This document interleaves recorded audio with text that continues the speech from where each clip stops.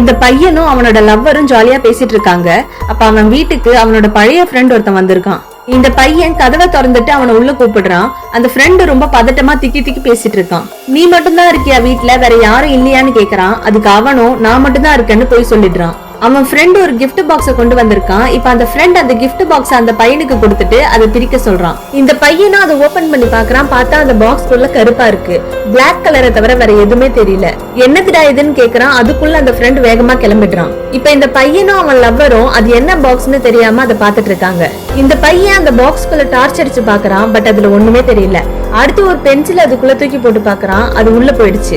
இப்ப இவங்க ரெண்டு பேரும் இது என்ன பாக்ஸ்னு பேசிட்டு இருக்காங்க. அப்ப பாக்ஸ் உள்ள போட்ட பென்சில் இந்த பையனோட கால் கிட்ட இருக்கு. அதை குனிஞ்சு எடுத்துட்டு இப்ப மறுபடியும் அந்த பாக்ஸ பார்த்தா அதுக்குள்ள இருந்து ஒரு தலை வெளியே வருது. அந்த பாக்ஸ்க்குள்ள இருக்க ஆளு இவங்களையே முறைச்சு பாத்துட்டு இருக்கான். இப்ப இவங்க ரெண்டு பேரும் அந்த பாக்ஸ பார்க்காம வேற இடத்துல பாத்துட்டு இப்ப மறுபடியும் அந்த பாக்ஸ பாக்குறாங்க. அப்ப பாக்ஸ்க்குள்ள இருந்த ஆளோட கையும் வெளியே தெரியுது.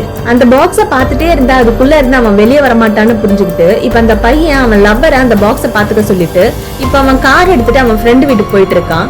போகும்போதே அவனுக்கு நிறைய வாட்டி கால் பண்ணி பாக்குறான். இதுக்கப்புறம் இந்த பையனோட லைஃப் எப்படி மாற போகுதுன்னு தெரிஞ்சுக்கிறதுக்கு முன்னாடி கடைசியா உங்க ஃப்ரெண்ட் உங்களுக்கு என்ன கிஃப்ட் கொடுத்தாங்கன்னு எனக்கு கமெண்ட்ல சொல்லுங்க. அப்படியே என்னோட வீடியோவை லைக் பண்ணிட்டு மறக்காம என்னோட சேனலை சப்ஸ்கிரைப் பண்ணிடுங்க.